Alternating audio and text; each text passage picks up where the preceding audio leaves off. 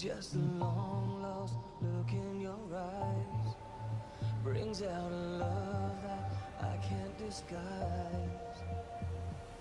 So take me down to the places I've never seen. Or don't you try to kill me with kind. It's just your love that's driving me wild. Oh, from the dawn we rise, with the heart we cry, into the light we go, into the light we go. From the darkest night, from the fire inside, into the light we go, into the light we go, into the light we go.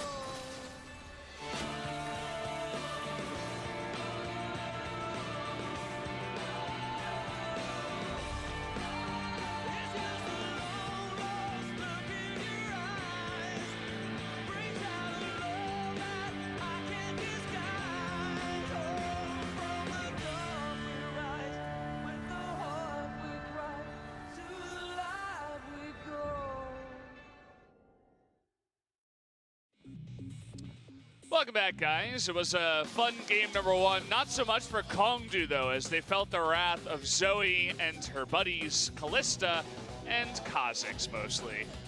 Well, it's all about the wombo combo. This is all one passage of play where Grace got really fed.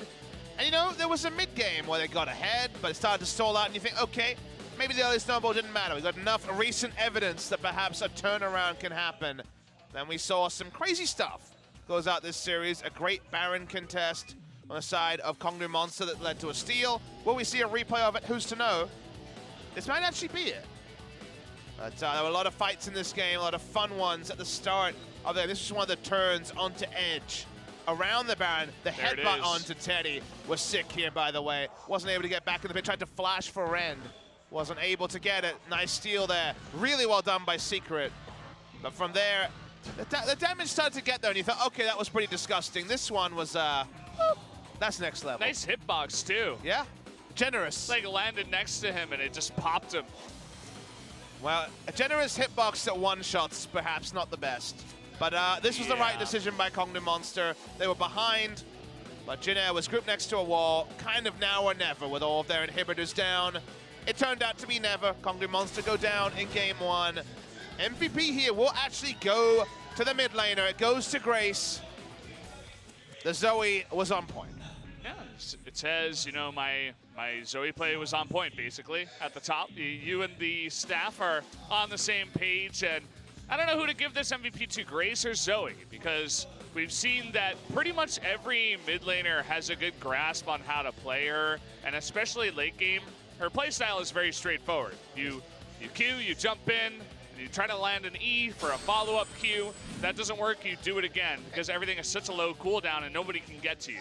Again, I don't know if I reward for the one shot. That was just fishing and it worked out. But the team fight where they got the ace at 14 minutes, that was nice Zoe play. When they're actually able to problem solve the summoner spells on the ground and actually clean up that stuff, I'm impressed with. That's a very scary Zoe drawing. Says, I like Zoe. Zoe is good. But only when Jin Air plays her. That's what it says at the bottom in green, funnily enough. Well, Jin Air will have to consider denying Edge away the Zoe, because Edge has also had his games. We said for sure Zoe banned, and then Zoe was unbanned, so we'll see if the coaches have any different ideas coming into game two. Jin Air will be on the blue side this time.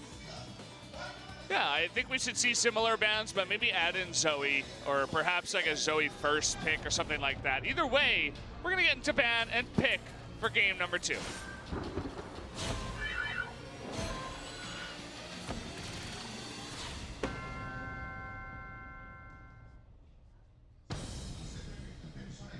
Here we go. Jin Air on blue, Kongdu Monster on red. Similar bans against Raze, Jarvan and Zac. They just want to force him onto something else. But the real question is, does Kongdu ban out Zoe in the first round?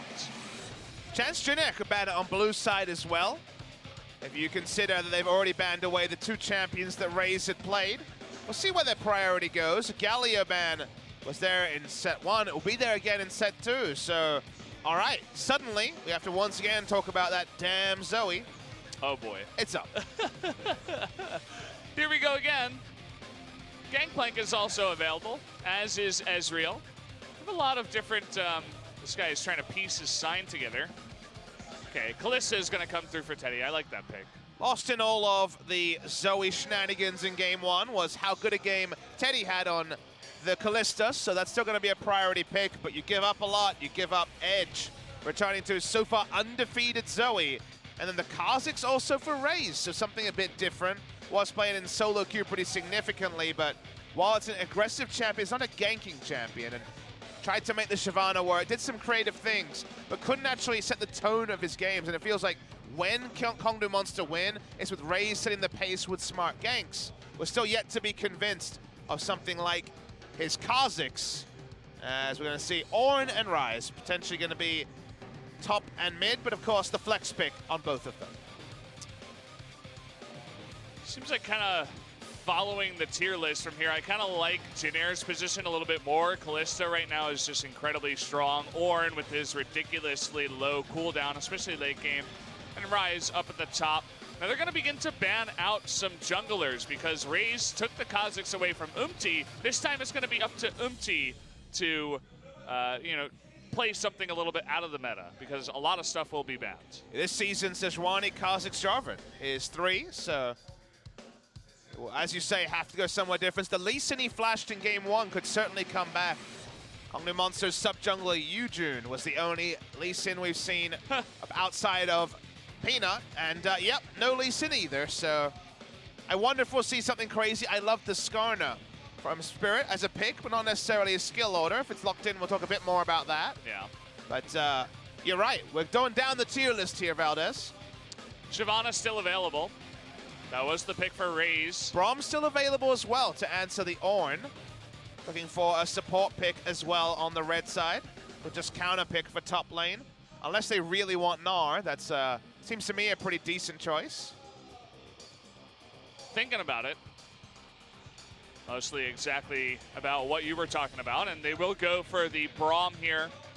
Deciding, hey, let's take a look and get a counter pick for the top lane. Even if he does take Gnar. Maybe Roach can try his hand at something else. Wonder if they'll consider the Skarner here. So Umti is feeling the Jax was banned away in game 1 against Raze, but also it's been very popular recently in Korea. Less of a level 6 champion than the Skarner, so they're going to go for it here. 4-0, so undefeated so far, is the Jax pick. Saw it in the LPL recently as well, so other regions taking note. Europe and NA, I believe, also playing the Jungle Jax. Can go full tank or more offensive was Haru, who was going Trinity Force second item. And we talked about Gnar or Braum. Braum was the decision by Kongnu Monster. That means that the Gnar draft here is pretty straightforward for So1. Gonna send that Ornn down into the bottom lane, down to support. So now it's really up to Kongnu to choose a matchup here up against the Gnar. Maokai would be decent, obviously not necessarily for lane, but for team comp. And just to try to survive the lane. Jace would be the more aggressive choice, so would Vlad. But Vlad doesn't beat Gnar. Vlad actually loses to Gnar at least a little bit. He does straddle the line between carry and tank. At least he has a big health pool. Does mean that they have a pretty squishy lineup. Braum is the only true tank, and also the Vlad to be at least a threat in the back line. Interesting to really take stock of on both sides. I think Maokai would have been the more reliable choice because they already had Kha'Zix, Zoe, and Ezreal. But picking for lane, or at least picking for flanking. The flanking here can be very powerful. We've seen the Gnar matchup traditionally beat the Vlad. Spectre's Cowl into Black Cleaver can beat basically every Vlad build, but you get the right gank onto Vlad. You try and have Raze just set up a camp top lane and really train down the Gnar. Then anything's possible.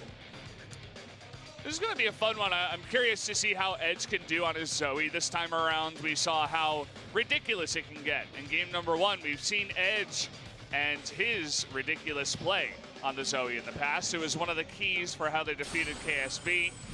But again, Teddy on the Kalista, very scary. They get the Ornn once again, but this time, Kongnu Monster have some answers. The Braum, really, really big pick for their team. But this time Jynnaire has massive engage against Zoe Ezreal. It's a true poke comp from the side of Kongnu Monster. Here we have basically everyone as an initiator. So that's a lot of initiation to potentially shut them down. To me, if Kongnu Monster can get a Baron, they can certainly win, because the siege with Ezreal and Zoe is insane. But otherwise, the synergy's not so much there. Vladimir has his own agenda. We know how the Zoe and the Ezreal will play. Where will Raze go, and can Raze actually have an impact on a game as a non-initiating champion? Traditionally, Kongnu Monster have needed him on Zac or J4, so him to be on Kha'Zix is a change of pace. Yeah, really testing him here. Let's jump into game number 2 and find out what happens.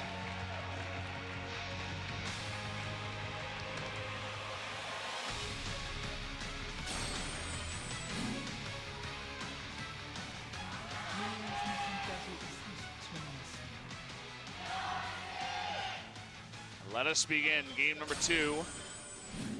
Jin really putting Raze to the test, but looking for Edge and Soul to pop off once again on the same 2 picks that they brought in against KSV to secure their victory. BBQ Chicken wasn't here today, so the ad in the bottom right corner was trolling me. We didn't get any chicken. Not We today. have been spoiled with I mean, you're going to get chicken.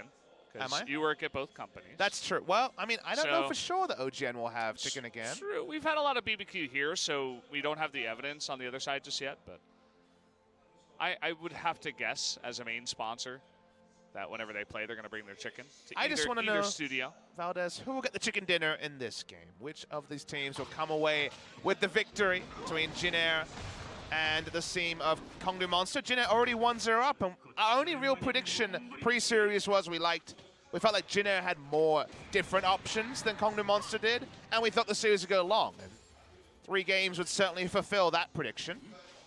When it comes to the draft here for Kongnu Monster, just how to play it out. Outside of, well, we got Baron and started sieging and things went really well. With only 1 tank, with only the Braum as a true tank, it's going to be a bit tricky. They really need Vladimir to be a massive presence, so I think Raze has to find creative ways to get the Gnar behind. Otherwise, Kongnu's Monster's draft will struggle.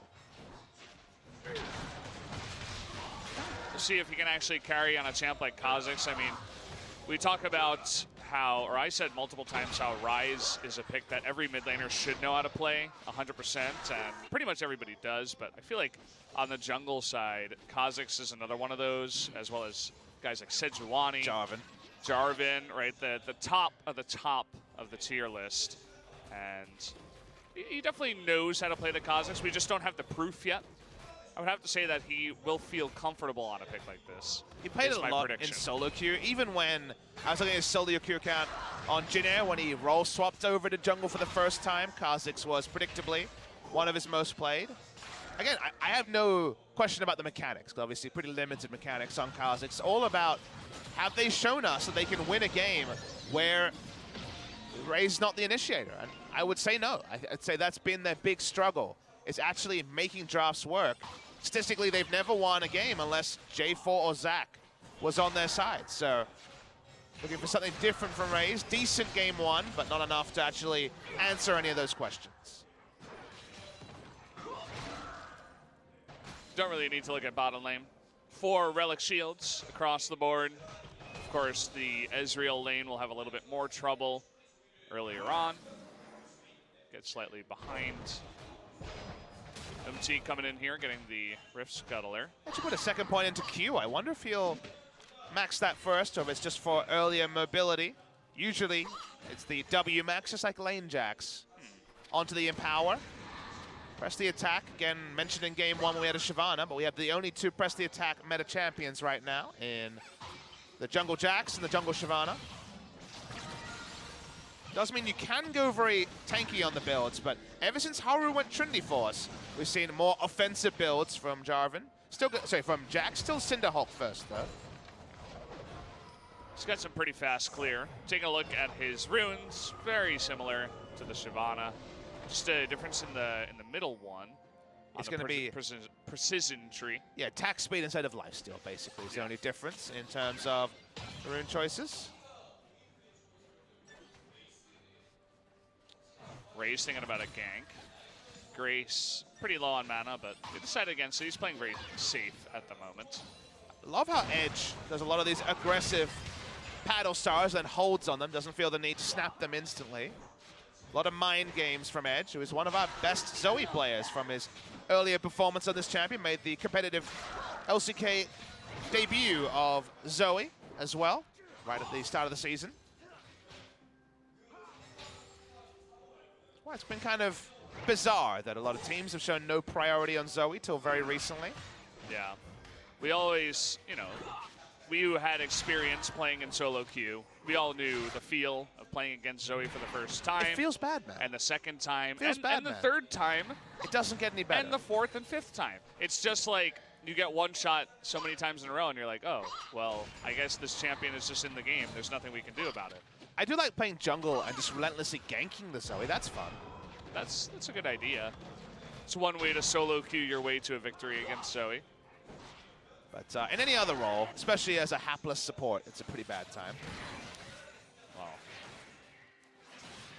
I want to see more of Modest Thresh come in. We saw some pretty crazy Thresh. Thresh not really a big pick nowadays. I think it's basically either you have Kalista Thresh or you just don't play Thresh. It's kind of your choices there, and you only really go Kalista Thresh if you need unbelievable security.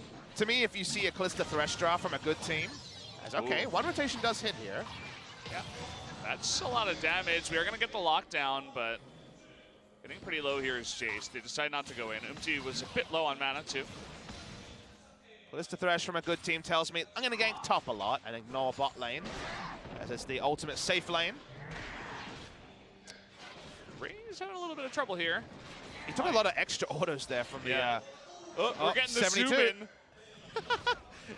The observer's on point. He's like, what could happen here? And so it doesn't mean death onto the Kha'Zix, so no immediate embarrassment. Haven't seen a jungler die to Krugs since Peanut in the Kesper Cup. Yeah. That was on Jarvan, though, not the Kha'Zix. I definitely won't let him live that one down.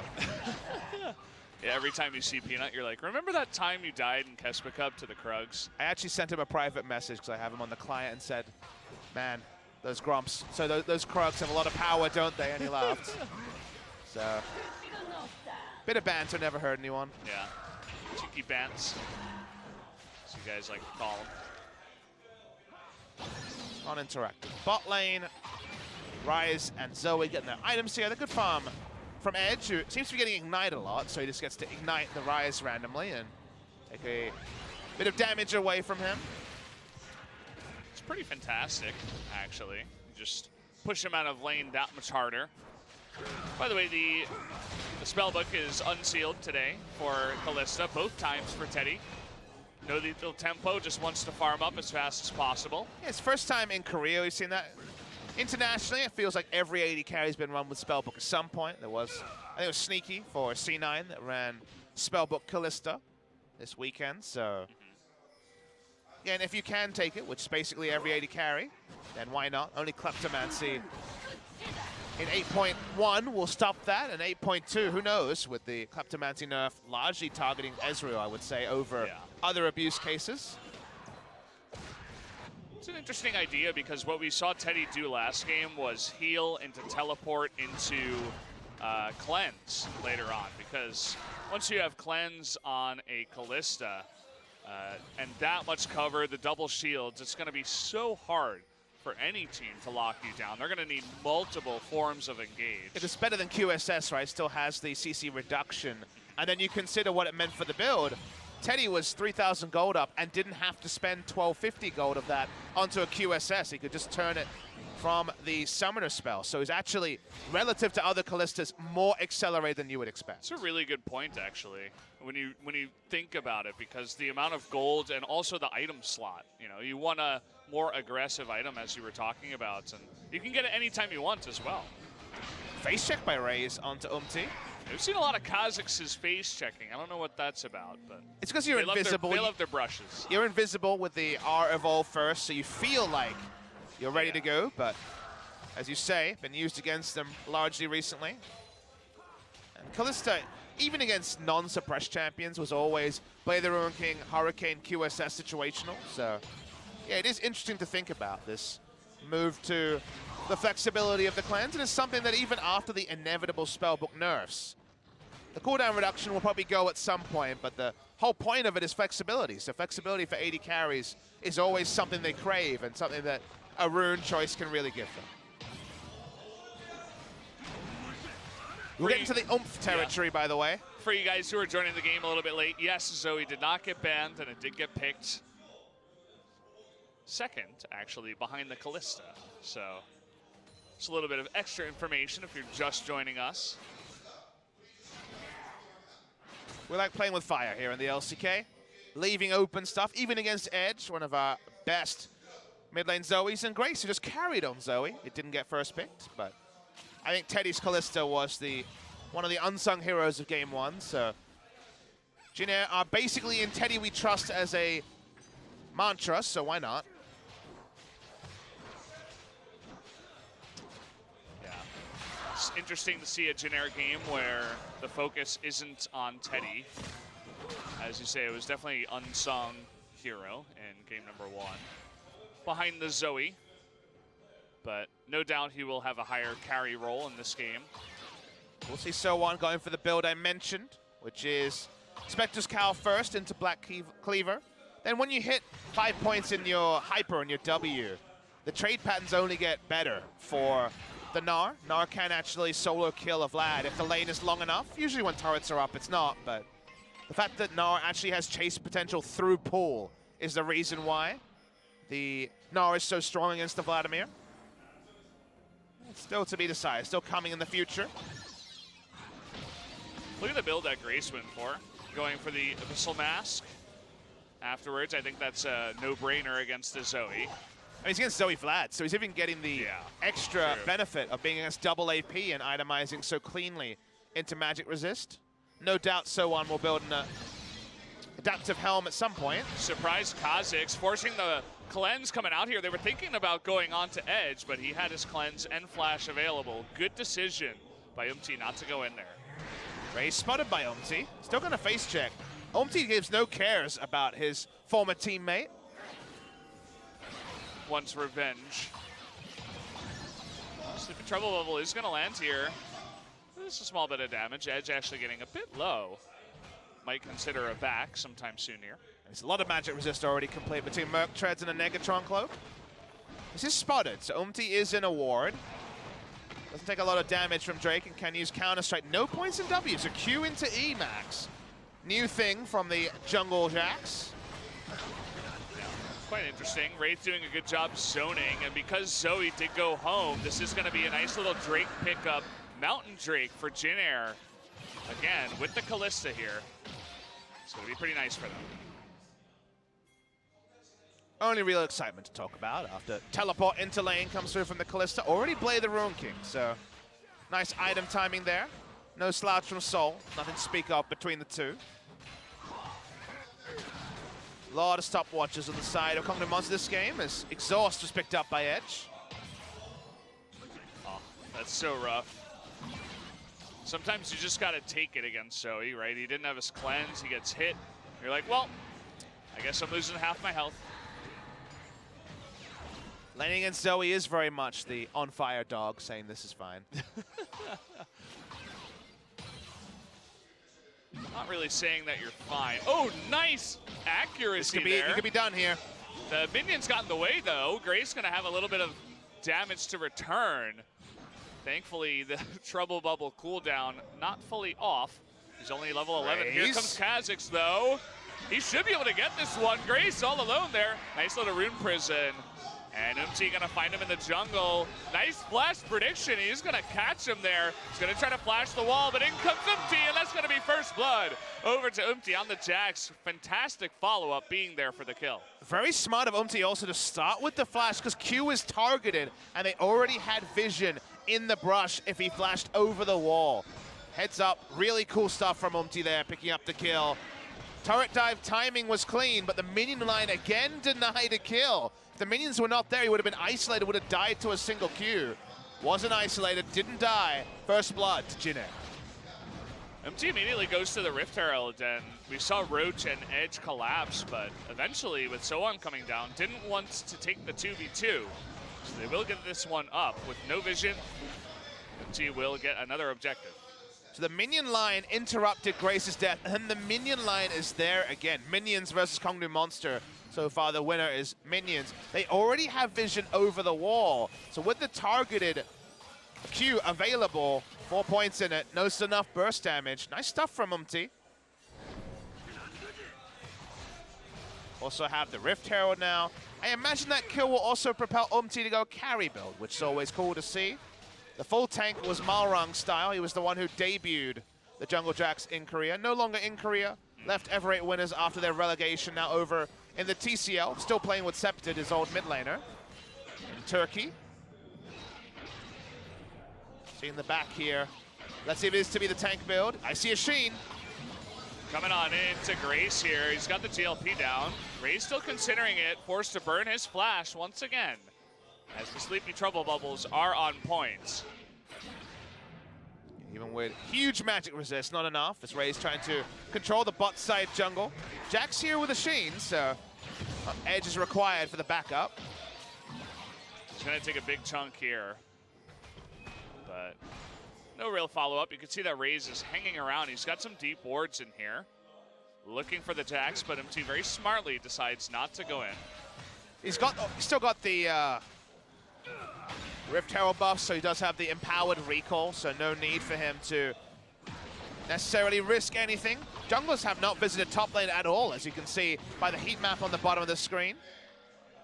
Been just a free lane, and that means that Sowan has hit his item timings and will continue to be very, very competitive against the Vladimir. Got a lot of roaming from the bottom lane of Kongdu coming towards mid. Even the Ornn and Sowan making their way towards mid, but nothing to come of it. Game's still very even. MT just looking for a place to lay down the Rift Herald. Is about halfway done before it gets pushed away. See which turret he wants to crash. Usually you want to play around recall timings as a jungler. That's why it's so important that Raze did some extensive warding in the bot side, because makes the Jax pathing more predictable. Teleport to bot lane should be exciting, but that's just an unsealed spell though. Poor teleport. It's become so common now. Not the star summoner it used to be. I'm sure Marin's tilted that he retired just before he could teleport all day and all night. Yeah. Every champion, every role, unsealed spellbook. We've been denied Ignite Cannon, which is always sad. I'm not sad about that. Raze jumping away. MT finds him again, and he's got Ornn for the support. That's going to be another kill. Going over to MT on his Jax jungle, finding a lot of success on this pick. Yeah, 2 kills now, both on the enemy jungler, on the Kha'Zix, who we know wants to snowball. And snowball his opponent into a Trinity Force and into Outscale. Here's the Rift Herald. No jungler to respect. The charge should basically one-shot it. Second auto will do the rest of the work. Let's check for the one-shot. Boom, we get it. First target of the game, the first 2 kills. Umti having quite the game so far. Yeah, he's looking pretty good. 2-0, first blood. The only 2 kills on his team. See what he decides to go into. Trinity Force looking to be next, but he's going to be a terror to deal with. I was thinking about the Jax into Kha'Zix. It's interesting because Shyvana had a lot more trouble dealing with the leap, but if you've got a leap of your own, there's no real way for the Kha'Zix to get away. It's why Jungle Jax is attractive, is if you think back to what the kit has. The Counter-Strike helps with AoE camps, also the level 1 means you're going to be high health. Your passive gives you attack speed, so with Machete being stronger than it was last year, you're able to clear the single target camps very, very fast. And the item build is kind of whatever your team needs. Do you need to be a threat? Are you going to start a tank and build damage later? In the team fights, you're still able to anti-carry once you get CDR, which kind of falls over into every item you build out of the jungle, the Trinity Force as well. You can get off 2 Counter-Strikes in a fight. And we saw Haru carry late-game fights, running at people as Jax, and Zoe can't do much. Ezreal even can't do much. He has mobility to answer champions like Ezreal.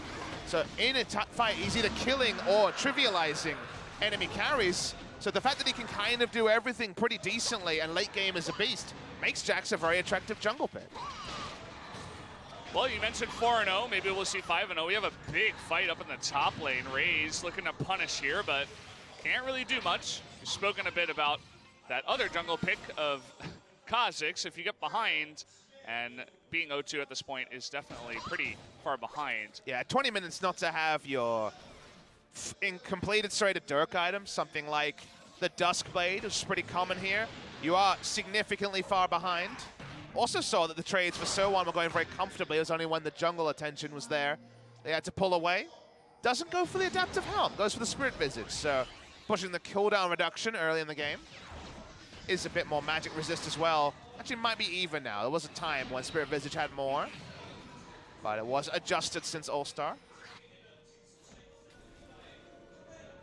Whatever helps against Zoe Vlad will be the best item. Spirit Visage, the choice here. Soul doing his best to push back the lanes now. Remember that we do have the Kalista with Blade of the Rune King and a Mountain Drake, so Jin Air in very much control of this game, about 2,500 gold ahead. Gone for barrier as well, has Teddy. Instead of going for cleanse this game, he's gone for the barrier at least early. Idea is that Vladimir is going to be there at some point, and barrier is the single most damage prevention of any of the defensive summoners. So another different choice. I'm sure cleanse will be up to at some point, but for now, happy with the barrier and just hanging back and not hitting a trouble bubble. Grace's rise, so he's just going to get out of there. Was poking the turret. No need for a stopwatch, still has that available. Degree to which is beating his old substitute is to the tune of 10 jungle camps and 2 kills, so he is monstrously ahead right now. He's got to be feeling pretty happy. Pretty obvious MVP pick if Jin Air does continue down this path and he begins to pop off. So far so good. Certainly the mantra for trying to push up vision. Like you say, the Baron threat, it's 21 minutes and you know the enemy team is pretty confident that you will turn to Baron at every opportunity, but at least baiting it is the right choice. Speaking of baiting, Wraith and walking up at least. Certainly thinking about a play, but the bottom lane of Kongdu now up in top, playing it very safely on their hind legs at the moment.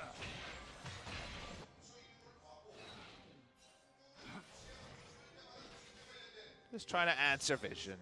Correct play at all points for Jin Air is to threaten Baron and then kind of shake the tree and see what shakes out. What Kongdu Monster do, try to force vision back into the game, what they try to do, deny a Baron start. A Zoe trouble bubble at some point will be involved there, no doubt.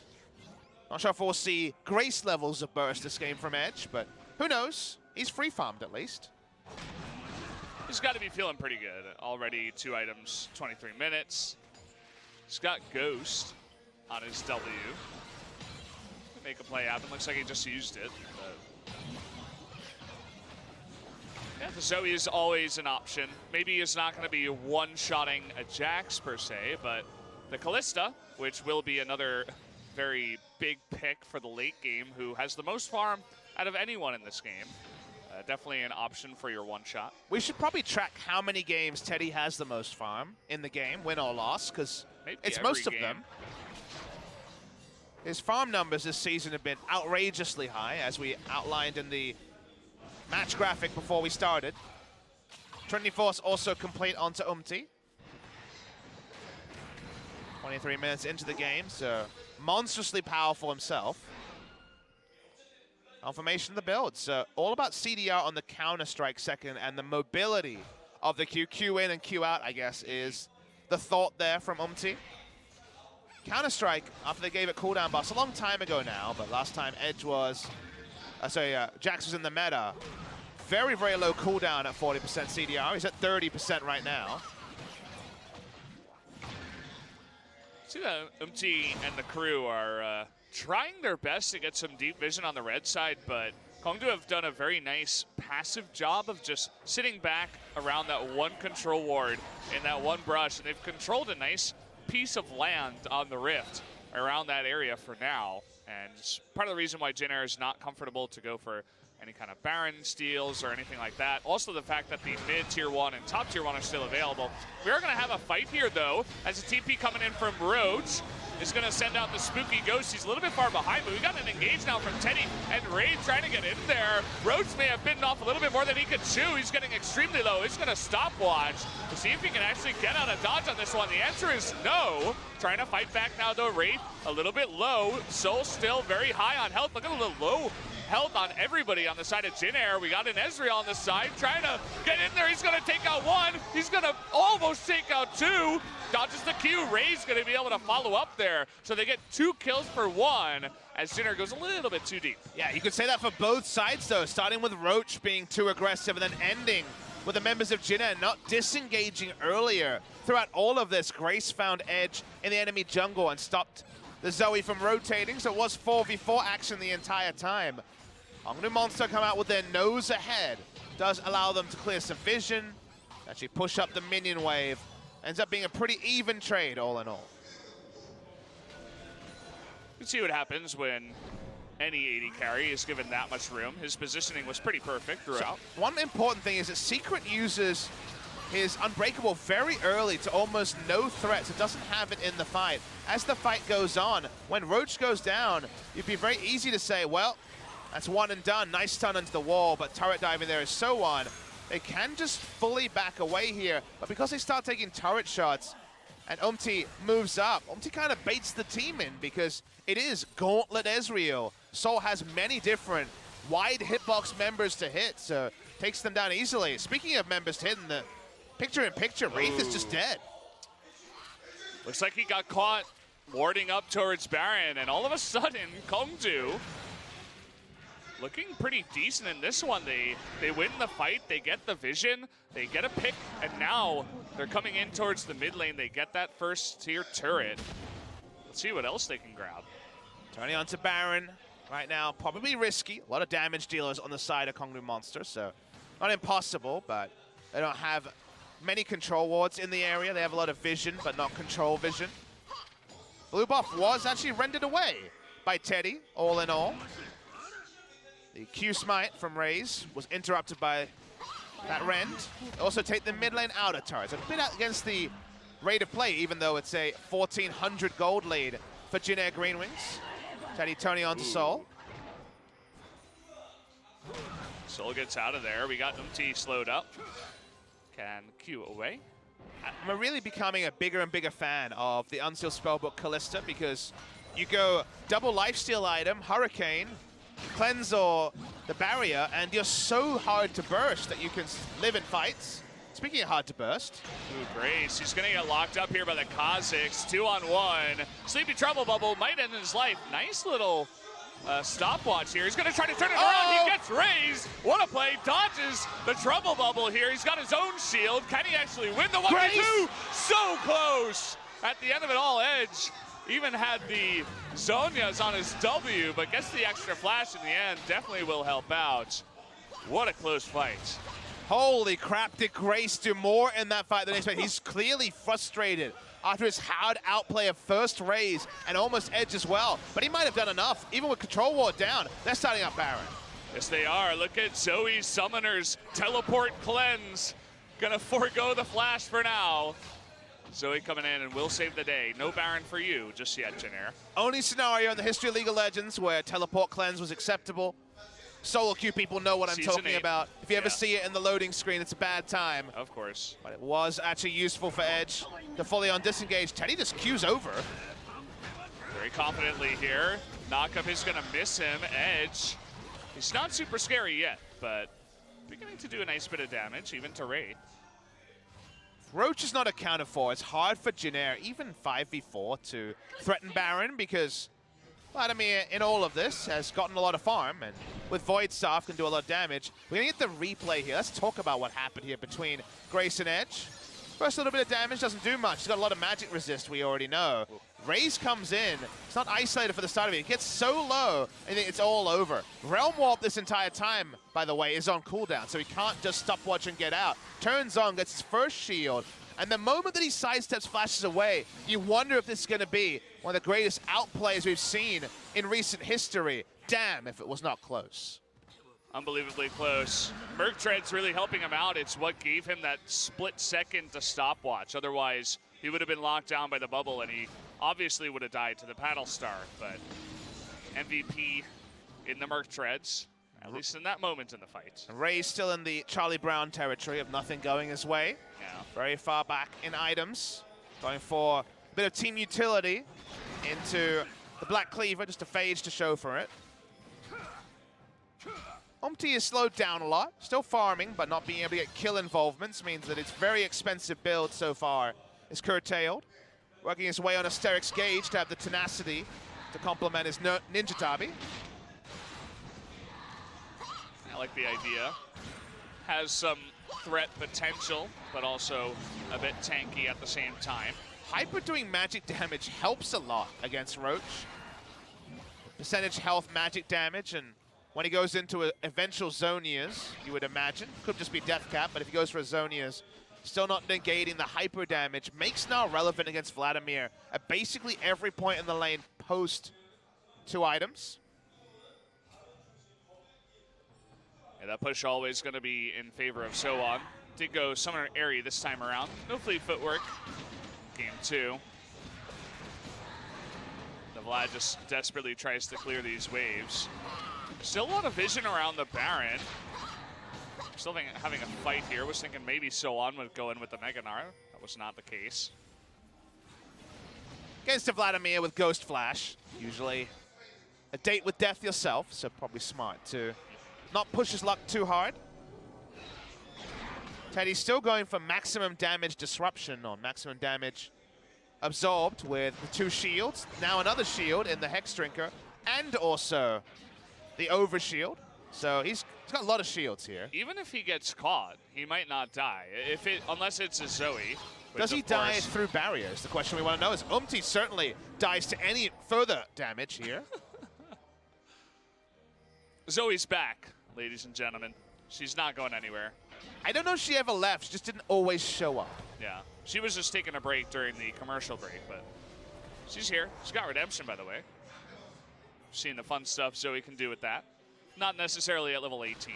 The LPL clip where she kills an enemy jungler with redemption at level 3 is perhaps the most maddening Zoe thing of all time. And we've had our own maddening Zoe moment today. We have.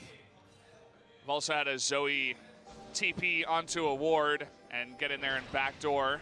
But that was more of a unsealed spellbook maddening moment. That was the one PogChamp Zoe moment we've had in a while. Yeah. Edge's team fighting a couple of days ago was good too.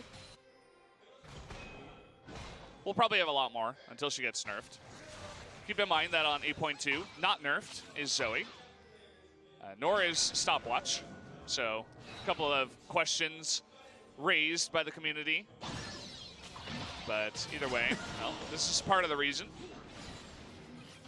Protobelt there was also from a minion. In case you were wondering, no space in the item build for the Protobelt. Wraith even flashes the wall. Besides, I just want to get out of here. He's going to eat some Zoe damage on his way out. Umti now is going to get locked down. Jumps away to a ward, but that's going to be another chunk down here. That means that Wraith and Umti potentially pushed out of the fight. They're signaling for Baron. Here we go. They're going to start it. They have Roach also who can teleport in. Has 1 deep ward near where Wraith is on the minimap. They back away as Callistus is pushing in mid lane though. Surprised to see them dissuaded so early, but there was a lot of members of Jin Air and they knew that Jax didn't recall. Yeah, had they seen the recall and maybe a more passive Jin Air that was a bit playing a bit more scared in that moment, maybe they would have stayed on, but I think it's smart. They don't want to take the risk too early. They have a nicely fed Ezreal. Zoe's popping off. They still have Vlad, who's doing decently. Wraith is checking the Baron. Didn't have vision of it. Just happens to catch Kha'Zix. The more bad luck Charlie Brown moments for Raze this game, the more amusing. Poor guy. Feels bad, man. I'm waiting for him to die to a Scorch proc to really just, you know, end his misery. Yeah. The gold lead was certainly rolling in for Jin Air when Umti picked up 2 kills on the enemy jungler and they started to get rolling, but slowed down more recently. Yeah, definitely a very even game at this point. Drake's heavily in favor of Jin Air, double Mountain Drake, but even so, Kongdu not in a bad spot. They have so much pick potential. Poke potential, of course. Teddy's very frustrated. He can't find another shield item. Maybe we'll get a Banshee Veil for the shield. I wouldn't recommend it, Papa. I wouldn't recommend it either, but he does have 4 shields right now. Is there another item? What about Sterix? That's true, but it's only melee. So Okay. the old Wraith special, I should say Wraith, Stitch special when he was on Samsung was the Sterix Gauge Kalista, no longer possible. But a lot of shields, unfortunate. maybe some Guardian Angel. How about some, Death's Dance? Sure. That's a fun item. Definitely very fun. You never see it pretty much ever. Good But- Graves solo queue item, Yeah. but not in competitive play, like you mentioned. Well, we got Elder spawning. Things bound to pick up in terms of the action as teams begin to make decisions about which objective they want to play towards. Very neutral vision for both sides. One advanced ward for Kongdu Monster, some shallow vision for Jin Air, but because it's Zhonya's rise, he does get the chance to push up a bit further than other champions. The gold lead also very, very close. 2,000 gold between the two teams. And that sweet hat is there for the Zoe, which we already know what that could mean. Doesn't have an Orin to amplify it into a mega hat, Yeah. but there's going to be plenty of damage coming from the Pick Factory in Zoe. 543 AP, a far cry from the 749 we saw in the previous game. She'll get there. I have faith too. Someday, somehow. But we're all sitting near level 18.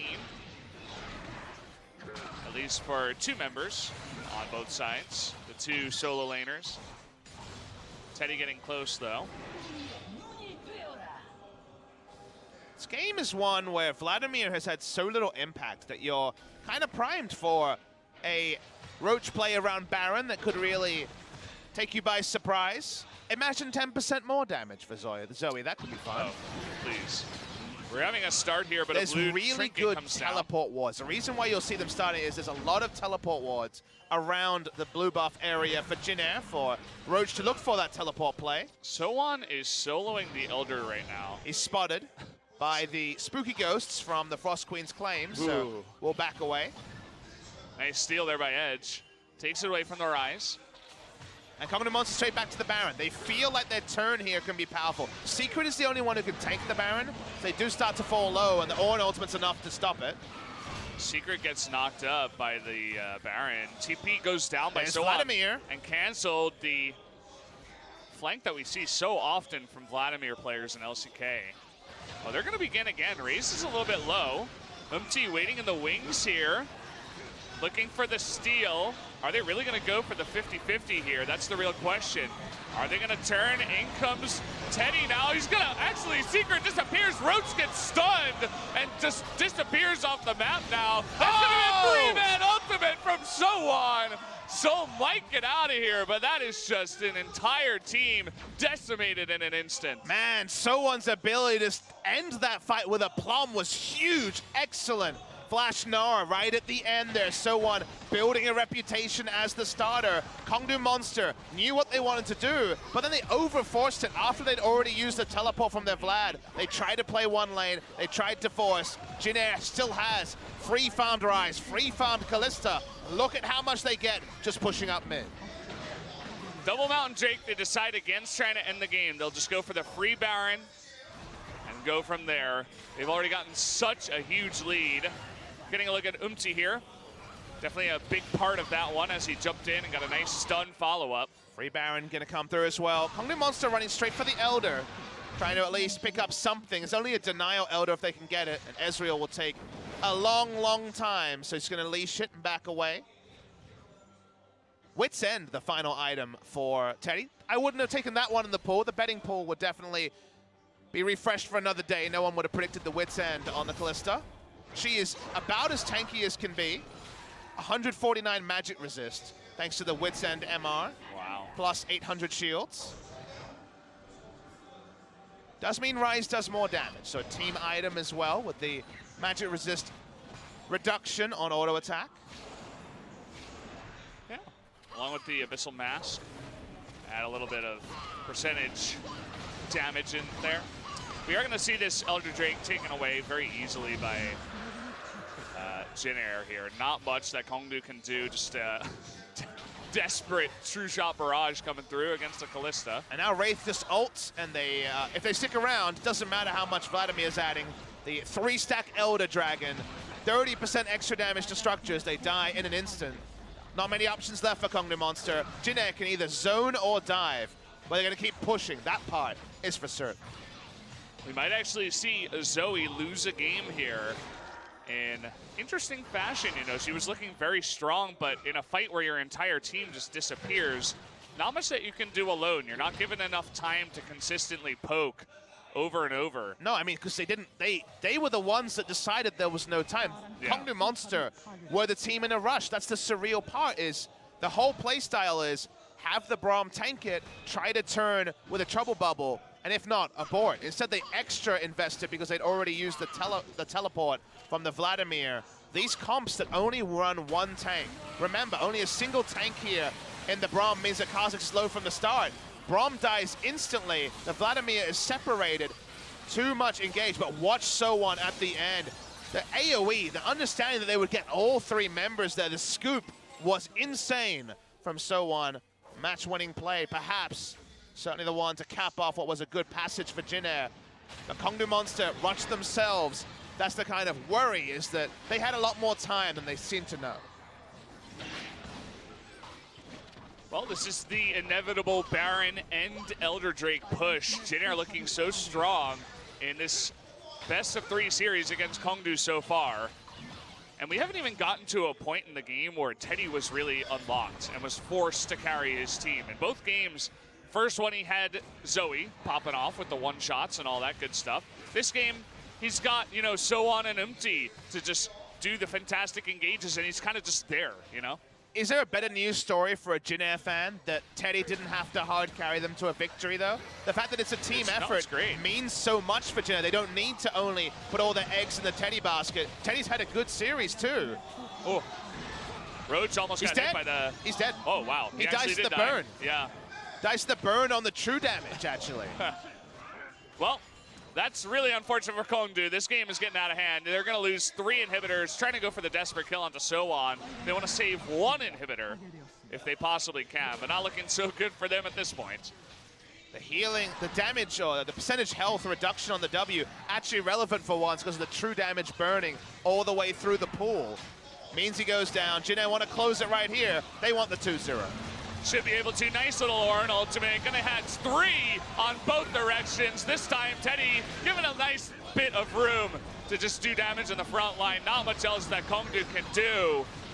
Chomping away at this last turret. They want to add some more kills. I'm sure Umti does as he's jumping on in. Zoe trying to save this one. Trying to burst down the last few members, but it's not going to be enough. Braum gets taken out. That's the 2-0 victory. Jin Air looking so strong today. What a couple of games from this lineup. And Valdez, a big agenda point for week 3 of the LCK was how good are some of these teams in the middle of the pack who are 2-2. Kongdu Monster and Jin Air only had a bit of game score to separate them. Which one is better? We get a resounding answer. The answer is the Jin Air Green Wings. This season, these players are really taking it to the next level. So1 smiling on your screen, beasting it on Gnar and the Baron fight. Grace in the mid lane having a much better series in this particular game as well. So congratulations to Jin Air Green Wings. They did excellently and they deserve their victory. That's, I mean, I'm getting hyped about Jin Air, Papa. Oh, I have to say. That's dangerous.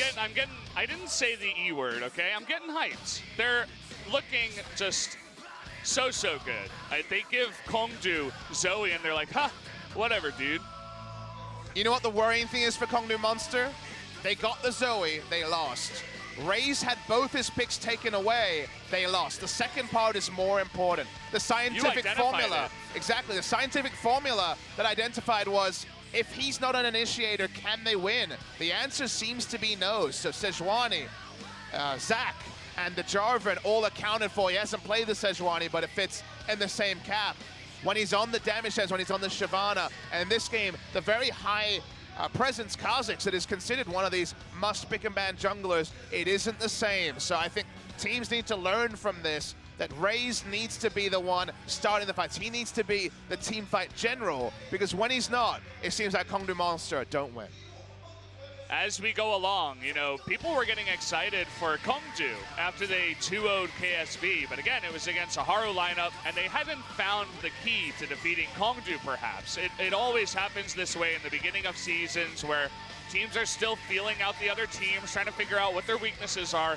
As this goes along, everybody's predictions of Kongju as a weaker team in Korea might come true as their weaknesses become more exposed. Both games, Galio, Jarvan, and Zac are banned. Only Galio of those is a normal ban, and not on blue and red side. They banned all three on blue and red side and said, we'll take the best of whatever you can take from the meta picks, the Zoe, the Ezreal, the high tier picks. As long as you don't have these champions, we can beat you. It reminds me of 2 years ago when Afrika could only win if Mickey popped off on Twisted Fate or Zed. So teams just started 3 banning a Mickey, and Afrika couldn't win. I think maybe we're in a similar stage with Kongdu Monster. Ray still needs time. He's still, again, adapting to being a starting jungler.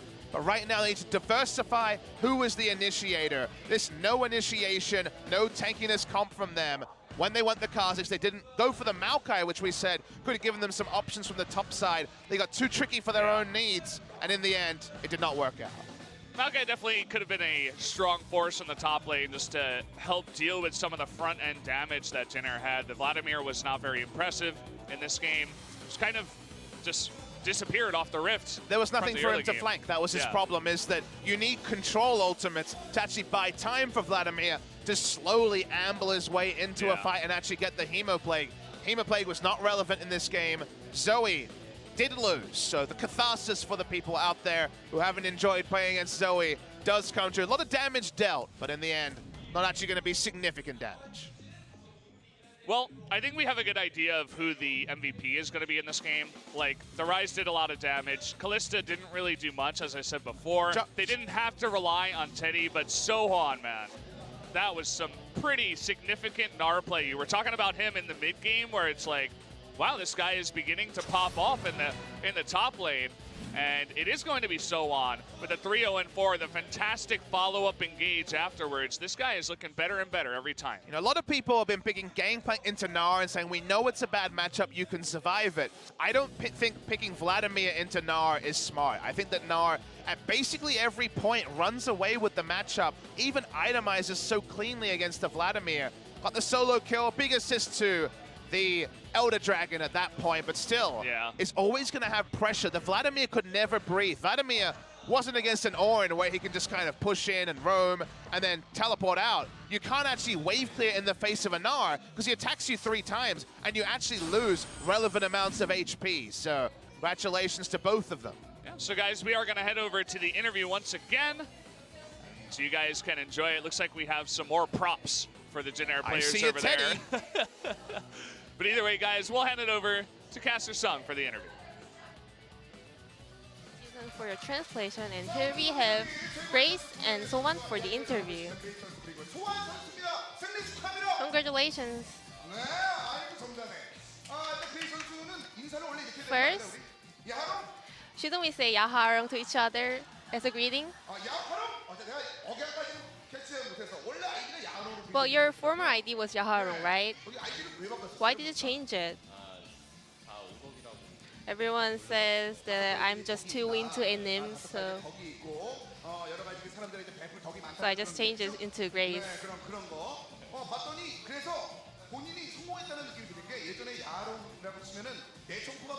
So back in the days when you searched up for Yaharong on the internet, there was only NM pictures, but right now we can find out you on the internet. A lot of people have been expecting a lot from your performance. How was today's game? I think I got great picks for me, so I performed well.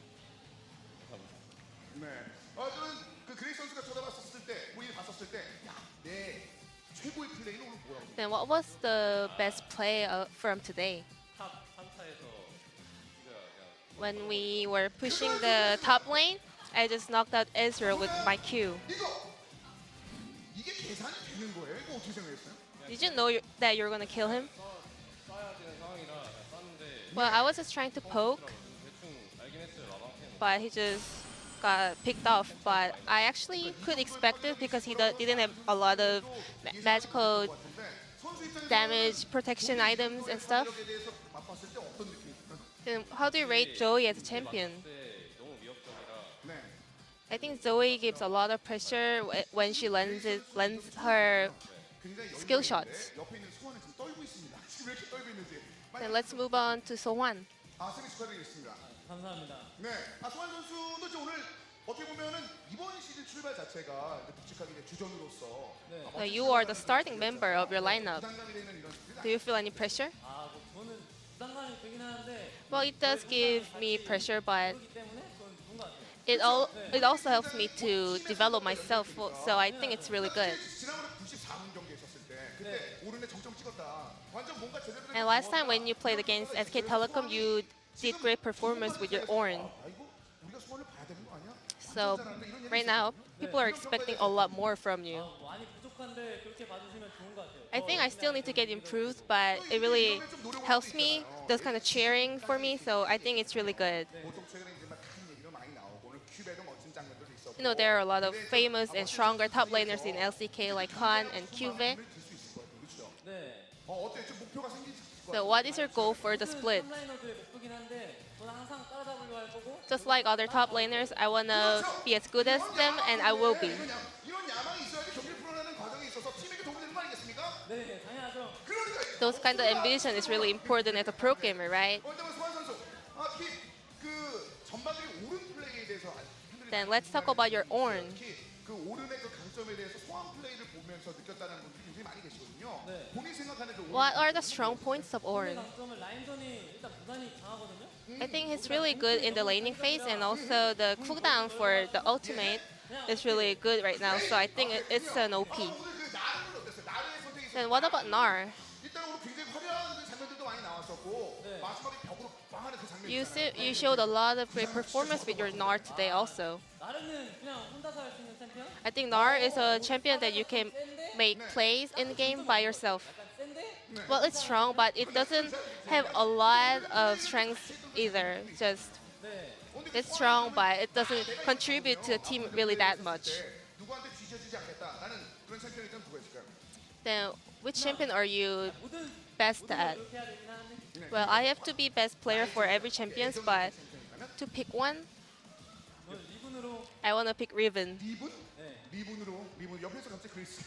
리븐 제스인데 근데 본인은 아니라고 하고 네, 있는데. 약간 이상한 것 같긴 한데 네. 딱히 정해놓은 건 없는데 저는 다 잘할 거라서 I'm gonna be a best player for every champion, so. But yeah, I'll pick Riven. 어떤 플레이인지 기억나요? Then let's check out the best play 다른 쪽에서 벽에 of today's match from Sohwan. 장면을 준비했습니다. 이거잖아요. Let's take a look. 이때 안쪽에서 전투할 때 이때는 어떤 상황이었어요? 이때요? 그냥 이때 기분이 너무 좋았죠. 일단 Well, I was really happy because I knew that we were gonna win. 아 끝났구나. But after I used my ult, I knew that we are gonna win the game for sure. 최고의 장면이 있었기 때문에 이 이분은 뭐 끝났다는 생각이 있었을 것 같은데요. 네. 근데 지면 이거는 뭐 그레이스 선수에게도 한번 물어보고 싶은 질문인데 사실 지면하면은 그동안 안 좋은 흐름들은 굉장히 다 좋았었는데 Well, speaking of Gnair as a whole team, 그래서 진짜 길어지는 거 아니야? 뭐 이런 얘기 있었는데 you guys are really known as teams with longer game time, right? 가지고 있는 팬 여러분께 한 말씀 해주신다면요. 이건 What are your comments about that? Well, we never intended to make longer games, but we just tried our best to win the game, and that ended up with longer games. 길어지는 건 경기가 아니라 나의 승리에 대한 집념이다. So it's not the game that matters, it's our will to win the game. 그런 게 아니겠습니까? 사실 그 공정 So you guys are holding teddy bears. 떨지 말라는 의미였는데 좀 We gave it to you to calm you down. I think Grace seemed really calm. 뭐가요? 신기해? 긴장이 안 되는 것 같아요? I actually don't feel really nervous. 스무 살. Sohwan is 형이 이렇게 떨고 있는데 older than me, 떨지 말라고. but I think he's more nervous than me. 얘는 뭐 그러면은 뭐 I think he's sweating a lot, so we're gonna use teddy bear to get it off. 아, 그 그레이스에게 또 궁금한 질문들이 또 하나 나왔어요. 뭐 경기 중에 We also want to ask Grace 자세가 about your posture. You're always sitting in a correct posture. 뭐 이런 느낌이 있더라고요. 굉장히 꿋꿋한 자세로 게임을 하는데 뭐가 뭐 징크스가 있는 거예요? 아니면 뭐 What's your trick, or why do you do that? 네. I think I just feel most comfortable in the posture, but actually in the gaming house I just sit like more comfortably. But in the gaming booth, yeah, I just sit in a straight posture to keep focused. 점점 그레이스 이제 드디어 진영의 가운데 아주 단단한 선수가 들어왔구나 생각을 했는데 그 팬들을 위해서 그레이스 선수 So a lot of people are cheering for you, Grace. So any message for them? I'm really happy that we 2-0 today, and we're gonna make sure to win the next match just like today. 그레이스 선수와 만나봤고요. 소환 선수 역시 And Sohan also 너무 많이 나니까 빨리 마무리. message for your fans. 소환 선수 이게 다 오늘의 그 패기 덕분에 지금 경기의 그 뭐야 뜨거움이 You still look really nervous and you're sweating a lot. 땀도 안 나요. Are you gonna get used to MVP interview in the near future? 지금 이 선전에 대해서 지금 기뻐하시면서 박수도 보내주고 계신데 팬 여러분께 말씀 한번 So last message for your fans, please. 팬 여러분 응원해주셔서 Thank you for supporting for us. 하지만 발전하여 보고 We're gonna keep on improving our performance, so we're gonna become a stronger team. Thank you. 만나봤습니다. 이 멋진 플레이 앞으로도 And this will be the end of the interview. Thank you for listening. 인터뷰 나눠봤습니다.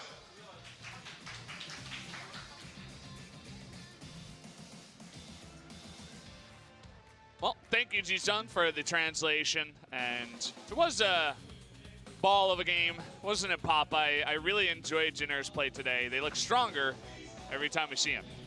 Also enjoyed Raze being so near yet so far multiple times in this game. Wasn't to be. There's this old squad here. Jinner ended up reigning supreme. 2 kills onto Umti early, and you would have thought, okay, maybe it's going to be Umti's MVP day. But So1 turned on the style and the split push, doing so much work against Roach. Vladimir, a non-factor for the entire game. This one was actually turned around well by Kongnu Monster when they were still pretty competitive in the game. So you thought, okay, maybe it will be the even second game. But from here, Jinner made some good decisions. Grace almost pulled off a career play by first doing so much damage to Raze. Oh. Zonia's through the trouble bubble that would have killed him, and the paddle star. We didn't even show the second part of that. We had to skip it because we had a sick replay to show you here. Kongnu Monster thought they hadn't escaped. They thought they were far enough away from the... No, they were not. Teddy and Umti actually got hit by a paddle star there in that fight, and they got super low, but just didn't matter. It was too late. True damage. Wait for it. True damage. The last proc from the Elder Dragon taking him out. Yeah. That would have been frustrating. And then we had some bouncy castle bowling action that ended in the game for Jinner Green Wings. I think Ornn is still going to be good, even with the increase to his cooldown on his ultimate. It'll come like 10, 15 seconds later, but even so, it's still going to be the good. W is a pretty big nerf. That's why I think support only, but I think some people will still play it top because the ultimate is an incredible ability. Cooldown on 8.1, insanely low, and these game times, not as long as we would have thought. 40 minutes, 43 minutes. It was not 90 minutes the dream today. Jinner Green Wings go down with a 2-0 victory here over Kongnu Monster. Going to be feeling good about that. And once again, their season where they almost finished top 5 last season. 5th place is the last place in the playoffs. 6th place is have that extra long vacation to think about things. Finished 6th last season. Maybe they're once again on the road for challenging for top 5. Yeah, it says at the top is So1 spread your wings, and he certainly did today.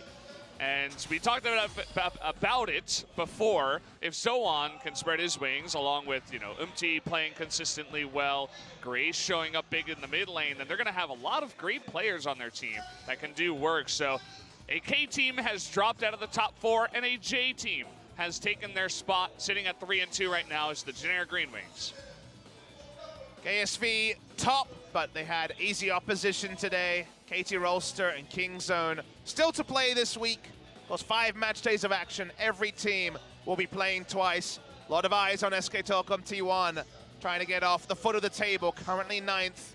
Clear of MVP, but really not much else to say. Kongnu Monster, is this going to be the start of a downfall for them? Very possible. After their struggles in this series. Here's the schedule, though. Come back. It'll be OGN, so it'll be myself tomorrow over at the OGN Stadium. Kingzone Dragon X against Rox Tigers. Rox Tigers, another team like Kongdu that's caught in the middle. Kingzone heavily expected to come in strong there. Then Afreeca versus BBQ. I think that might be the match of the week for me, Valdez, because Afreeca and BBQ really are, just like Jin Air, on the edge of challenging, on the edge of something special. Whichever one comes up with the victory there will be pretty big for their first round robin. I'm really looking forward to KT versus Jin Air now. After Jin Air proved tonight that they are a better team than Kongdu, they have a much harder opponent on Wednesday, or rather Thursday, against KT. It's not going to be an easy matchup. They're going up against a team that has superstars and plays a different, more aggressive style. I think they might struggle a bit. I would still predict KT to win, but that'll be another opportunity for Jin Air to try to go for a big upset. Predictions for that day will be interesting. 9th versus 10th follows it. SK Telecom T1 in their first game of the week. They're the last team to play in week 3, face MVP. They will want to work out all their frustrations about their first 2 weeks on the hapless MVP. You'd make them big favorites to do so, but even who's playing for the team of SK Telecom T1 is still to be known. You never really know. Is Wolf going to make a return to the jungle? Will he return to support? Is he going to return at all? Are we going to see some new names? Who knows? All questions to be answered. I wonder if anyone would seriously predict MVP to win. I think that's a little bit too much. We talked a little bit before about Faker versus Ian. Definitely one of the matchups there that SKT should be pretty happy about. Lopsided, I guess, the word you would use for that one. MVP, even for a single game, I think it's too much to predict, but SK Telecom T1, it's surely time for them to turn it around, right? Right? Right. I mean, this is going to be a nice little game under their belt to kind of move up from, but... it's going to be a little bit of a break for you and I. Spo TV next match day, not till Sunday. Don't have the Friday. So either way, guys, we'll see you next time on Sunday, but make sure to watch more LCK. Until then, see you later.